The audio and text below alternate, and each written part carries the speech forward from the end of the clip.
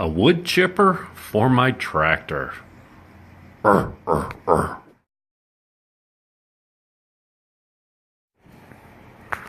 Welcome back to the O&D Life.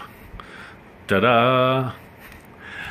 There we have the BX42S wood chipper made by Farmer Helper Machinery Company.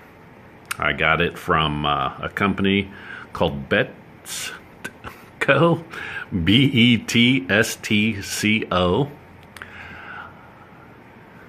What I want to do is just kind of show, how it came, how I unboxed it, unpacked it, because, you got some heavy, awkward pieces there. It is a very heavy machinery, that's for sure. So there you can kind of see I'm doing a walk around. They have it wired in to that steel frame that's on the pallet. Everything's kind of laid in there. So what I end up having to do is, there's the manual. They have videos online for how to put it all together as well, which I had to reference. But you can see how it's strapped in, wired in. So I end up having to, undo all those wires, find ways to support some of the pieces as I'm undoing them. And here in a second, you'll see one of them. What I ended up doing that you don't have the view of it here, but on the other side, that's the blade guard. There it is. You can see it has the FHM on it. I was afraid that it was going to fall, and once I unwired it there, so I figured, let me get the old bucket and the hooks, the little rings, use one of these ratchet straps just to hook around it and support it a little bit while I undo the straps. Then I used a good old pair of lineman's pliers. They came in pretty handy. And just went about undoing the wires. Naturally, as you can tell, I sped it up because who wants to watch me fumble around? At least this way it looks kind of like I know what I'm doing and not having to think about it too much. So I got that pulled out, set it off to the side.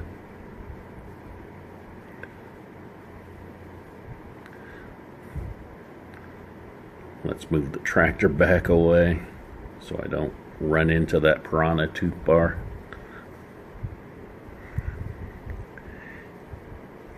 Alright, and then here's the exit chute is inside of the feed hopper.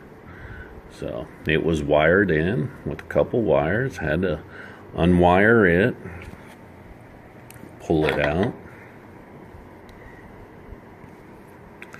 So I think I mentioned it earlier, but this is going to be a two-part series of the unboxing and just starting to put it together is going to be this part one. And then I'm going to do a part two where I finish putting it together and attaching it to the tractor and let you see it run its first branch through it. And then I will do a review.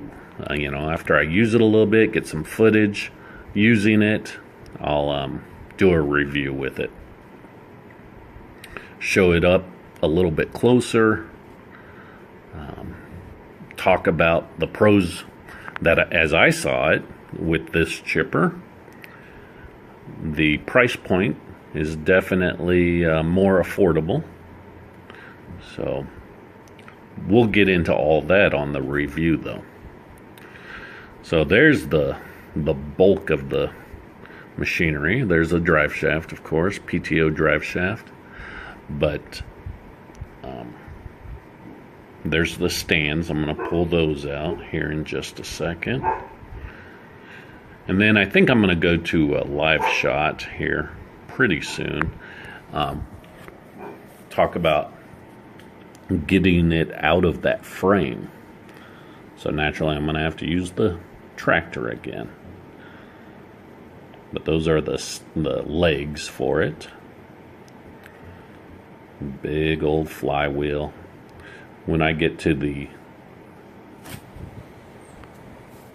Okay, here we're going to lift it out of the crate, get it on the ground. It's being held on by that strap that's going over it. My plan to get it out of the crate is to snip that strap. It's almost a tongue twister. And then I'm going to lift it up with the bucket attached to the right there with a chain, and just lift it up just a little bit, and then should be able to work the metal cage off of it. That's the plan anyway. Okay, so you heard the plan. Excuse me. Now you get to watch it in action. You know, while this is running, tell you a little bit about this chipper. It is direct drive, so no belts or pulleys. It does have a shear pin, you know, so that way you don't tear up your PTO in case you go shoving a you know, much bigger log through it than what you're supposed to have.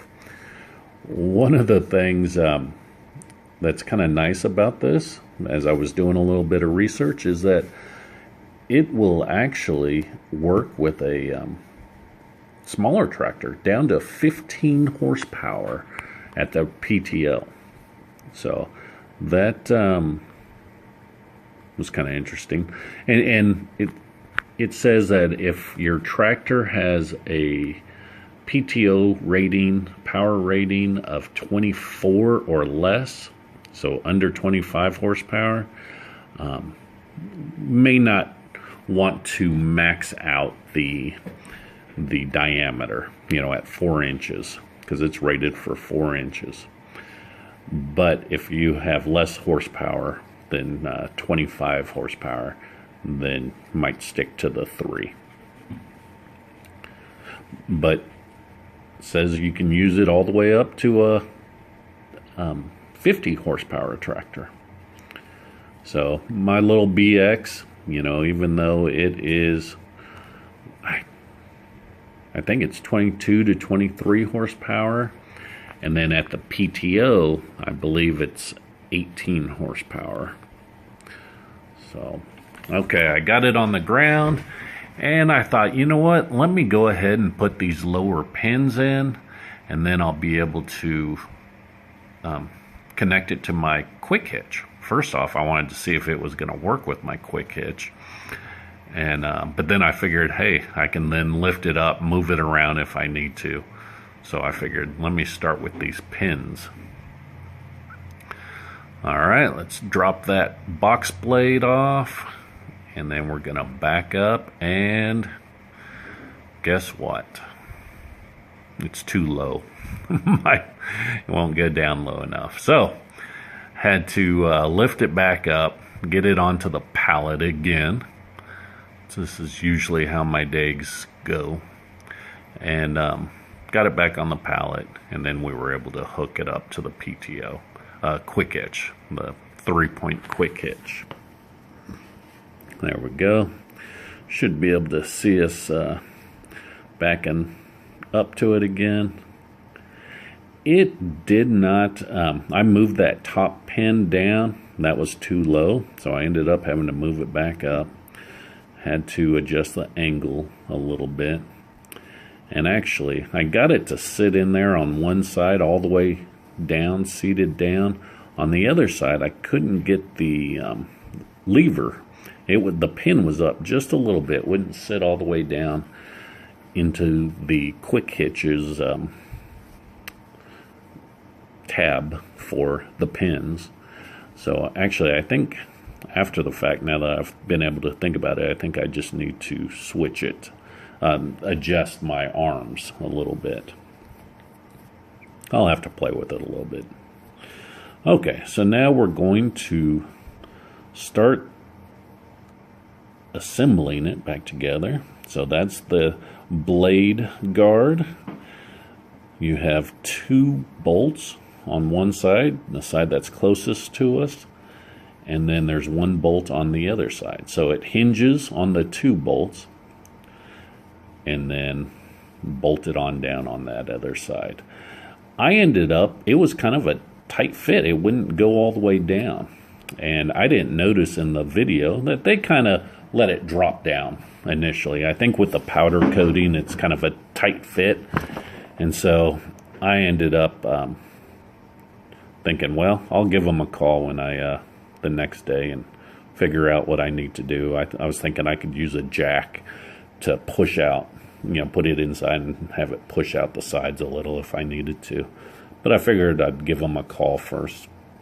So I play with that a little bit, see where it's hitting, and then decide, well, let me put on the feeding chute. And so that's what I'll do next.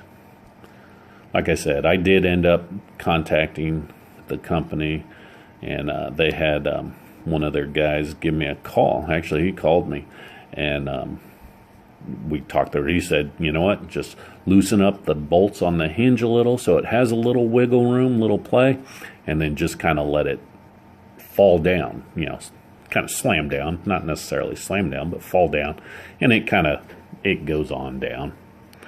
So that worked out pretty good.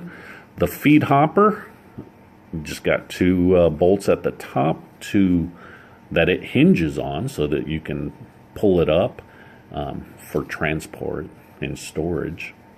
And then there are 2 bolts on the bottom side that the bolt stays on the hopper, and it kind of goes down into the frame, and then you can bolt it on, tighten it all up. So since I was kind of stuck with that blade guard, or I thought I was, I went ahead and started working on something else. Actually, my wife had me start working on something else, moving a planter and working on some other honeydew items that I needed to get done before it gets too cold. We have,